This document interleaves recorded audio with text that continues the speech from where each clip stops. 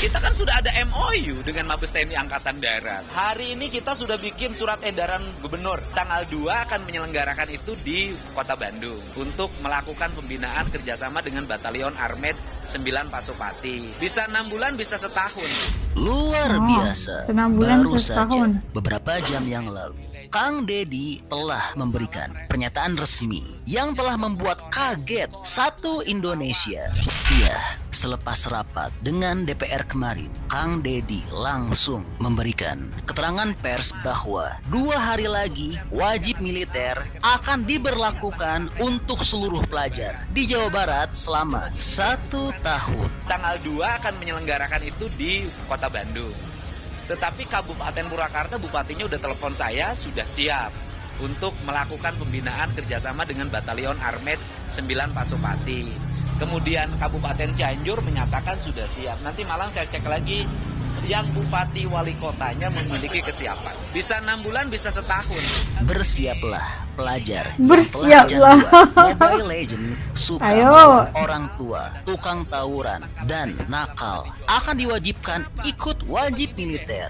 Tukang tawuran, tukang mabuk, tukang main Mobile Legends, yang kalau malam kemudian tidurnya tidak mau sore, ke orang tuanya melawan, melakukan pengancaman, di sekolahnya bikin ribut, bolos terus. Dari rumah berangkat ke sekolah, pas sekolah nggak nyampe. Dan kebijakan wajib militer Kang Deddy ini telah mendapatkan dukungan penuh dari warga Jabar. Kebijakan ini sangat disetujui oleh orang tua. Dicek di media sosial, siapa sih yang paling mendukung terhadap kebijakan saya? Rakyat Jawa Barat. Siapa yang menentang? Para elit. Dan saking seriusnya Kang Deddy menerapkan kebijakan ini saat ini Kang Deddy sudah membuat surat edaran gubernur. Hari ini kita sudah bikin surat edaran gubernur. Dan selain itu, Kang Deddy juga akan menindak tegas guru-guru dan sekolah yang nakal. Ya, kalau guru itu ada, ya kan, kalau guru itu ada, sebutin gurunya di mana, SMA mana, besok saya berhentikan. Lalu, apa sih tujuan Kang Deddy menerapkan wajib militer ini? Baik, untuk lebih jelasnya, mari kita saksikan sama-sama pernyataan hebat dan lengkap dari Kang Deddy. Status pelajarnya tidak akan hilang. Mereka tetap statusnya adalah pelajar SMPA, SMAB, dan kemudian tetap mereka belajar sebagaimana biasa, tapi pola hidup yang dirubah. 1, misalnya jam tidurnya harus jam 8, itu kan susah tuh, kalau di rumah nggak bisa. 2, bangunnya harus jam 4 pagi. 3, begitu bangun harus mandi. Setelah mandi mereka membereskan ruang tidur mereka. Setelah itu mereka membersihkan lingkungan halamannya. Setelah itu mereka harus sarapan pagi.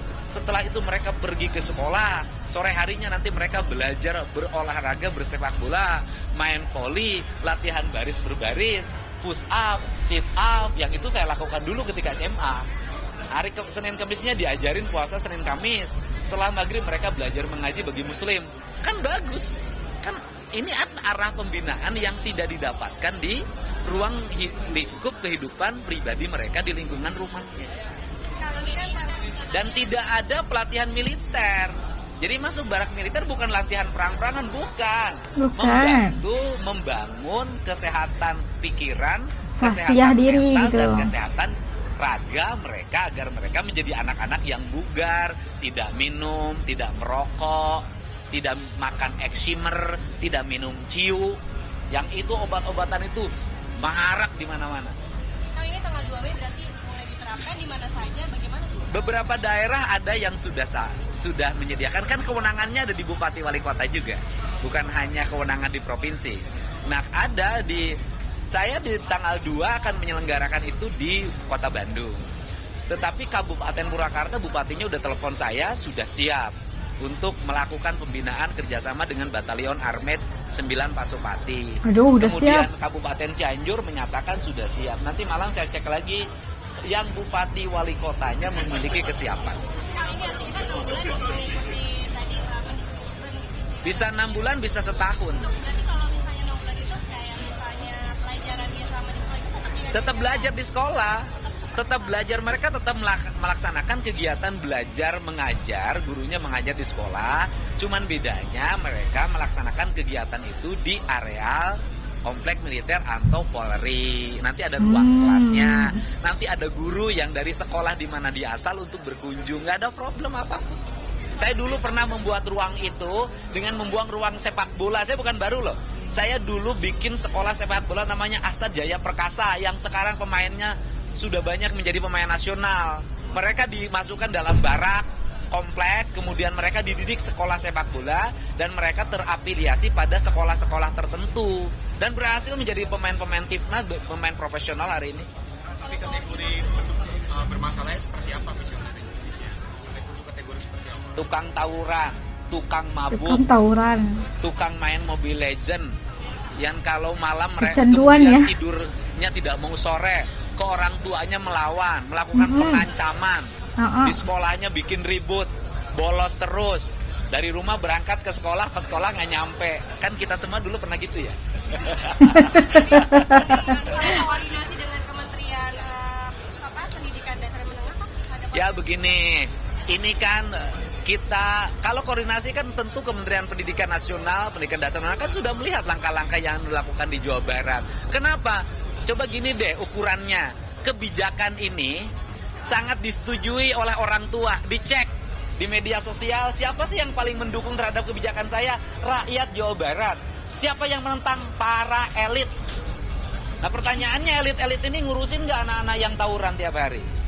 Elit-elit ini ngurusin nggak tuh anak-anak yang di kolong jembatan tidurnya tiap hari? Kan nggak ada yang ngurusin, cuman komentar aja bisanya. Itu dalam bentuk himbauan atau nanti akan diturunkan dalam bentuk aturan resmi lewat Dinas Pendidikan? Hari ini kita sudah bikin surat edaran gubernur.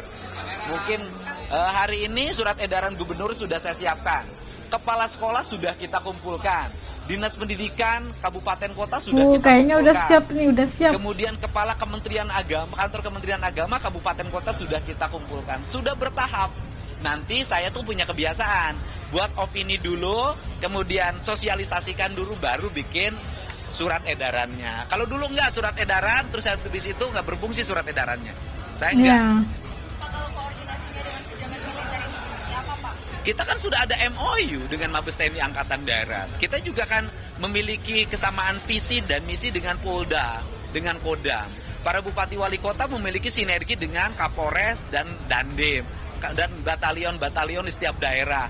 Nggak ada problem. Kang, ini terkait audit dana hibah, ini progresnya gimana Kang? Karena kan belakangan juga ya. Oke, dana hibah saya sudah identifikasi. Kemudian saya sudah pilah-pilah mana hibah mandatori, mana yang bukan mandatori. Mana yayasan yang kemudian mana hibah di bawah 100 juta, mana hibah di bawah 500 juta, mana hibah di atas 500 juta, mana hibah di atas 1 miliar, mana hibah di atas 5 miliar, mana hibah di atas 40 miliar. Saya sudah punya identifikasi itu. Dalam waktu dekat kami akan melihat dari sisi aspek auditnya. Setelah audit nanti kami lihat kecenderungannya seperti apa. Setelah kecenderungannya kami baca, pemainnya siapa, arahnya kemana, kami akan membawa ini ke ranah hukum agar menjadi pembelajaran penting, tidak terulang persoalan serupa. Kang, ini audit ini kira-kira bisa menyelamatkan berapa besaran APBD Jabar? Kalau menyelamatkan tidak akan, kan duitnya udah dikeluarin. Paling mereka harus mengembalikan, kan gitu loh. Ada dorongan Ya kalau nanti ditemukan bahwa auditnya ternyata SPJ-nya fiktif, ya pidana korupsi, kan gitu loh. Tetapi yang paling utama adalah menyelamatkan keuangan Provinsi Jawa Barat ke depan. Termasuk kan kami kemarin sudah melakukan realokasi anggaran. Realokasi anggaran itu sesungguhnya adalah penyelamatan keuangan negara. Melakukan penundaan terhadap belanja hibah yang kemarin pernah diramaikan itu, sesungguhnya kami lagi menyelamatkan keuangan itu agar belanja hibah ke depan tepat sasaran, tidak jatuhnya pada itu-itu juga, besarannya terukur, lembaga-lembaganya jangan sampai ada lembaga dadakan. Karena sistem menyimpannya bukan hanya di dana hibah, simpan menyimpannya itu ada dititipin di lembaga ini, ada dititipin di lembaga ini, ada dititipin di lembaga ini, lembaganya ada yang disimpan di lembaga yang berada di Provinsi Jawa Barat, ada yang di kabupaten kota. Dan kan saya sudah tahu alurnya ini semua, sehingga yang muncul ke permukaan itu adalah dorongan ketidakpuasan politik atas kebijakan-kebijakan yang saya buat, yang kebijakan itu sesungguhnya untuk menyelamatkan keuangan daerah Provinsi Jawa Barat agar melahirkan keuangan yang transparan, akuntabel, dan berkeadilan. Soal wacana RUU Ormas ada tanggapan soal itu? Ya, kalau RUU kan kewenangan pusat ya, kemudian kewenangan DPR, kewenangan pemerintah.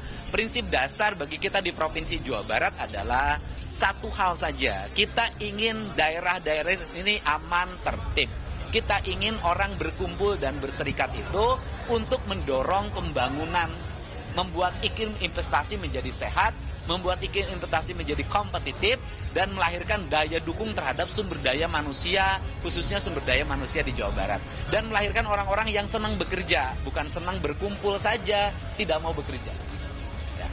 Aduh, ya. Terus tepat ya.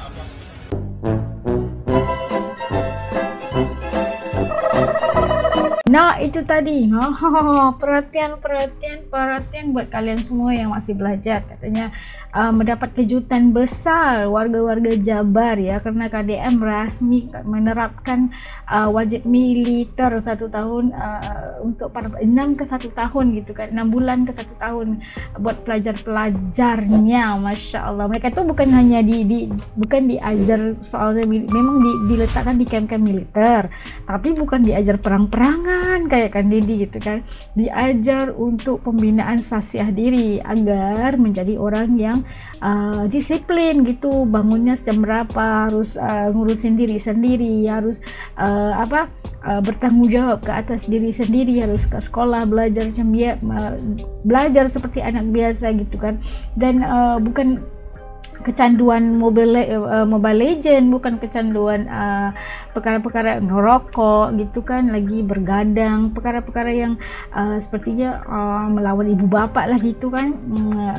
Itu membina sasiah masyarakat, membina sasiah pelajar-pelajar yang masih muda ini, agar dibentuk, agar masyarakat atau pelajar-pelajar ini menjadi orang Jabar yang luar biasa hebat gitu kan ya, agar mempunyai sasiah diri yang bagus, mempunyai disiplin diri yang bagus, mempunyai jati diri yang bagus, punya matlamat kehidupan yang lebih jelas gitu kan. Program ini harusnya diterapkan oleh semua kayak gitu kan, wajib ya bagi mengurangi perkara-perkara yang menakutkan, kayak menurunkan kes-kes jenayah dan sebagainya. Itu sangat, untuk menurut sangat bagus, dan pasti mendapat dukungan para ibu bapak gitu kan. Pastinya ini akan merubah landscape kemasyarakatan atau masyarakat di Jawa Barat secara keseluruhannya. Kalau di Malaysia itu ada yang nama programnya PLKN, di mana selepas habis sekolah pelajar-pelajar ini akan dilatih secara militer gitu, tapi bukan perang-perangan, tapi lebih membentuk kepada jati diri, membentuk disiplin diri, agar mereka ini menjadi tunjangan negara, menjadi harapan negara, membimbing yang menjadi warga yang lebih bertanggung jawab dan mempunyai nilai aset buat negara, bukan hanya sekadar menjadi beban buat negara. Itu pandangan Okey, menurut kalian kayak gimana apa yang dilakukan oleh Kang Deddy ini? Setuju apa enggak kebijakan yang terbaru ini, KDM rasmi menerapkan wajib militer 1 tahun buat pelajar-pelajar? Titip komen kalian di bawah. Orang-orang Jawa Timur mana? Jawa Timur, Jawa Barat, apa pendapat kalian? Okey, yang daerah yang lain juga, apa provinsi lain juga bisa komen. Apakah kalian juga setuju dengan cadangan Kang Deddy ini? Titip komen di bawah ya. Sampai ketemu lagi di lain video. Assalamualaikum semua, jaga diri. Terima kasih yang telah mendukung selama ini channel ini sehingga hari ini. Dan yang baru, jangan lupa untuk bantu tekan saja butang subscribe, karena subscribe itu kayak gratis aja geng. Oke ya, turun. Assalamualaikum, dadah.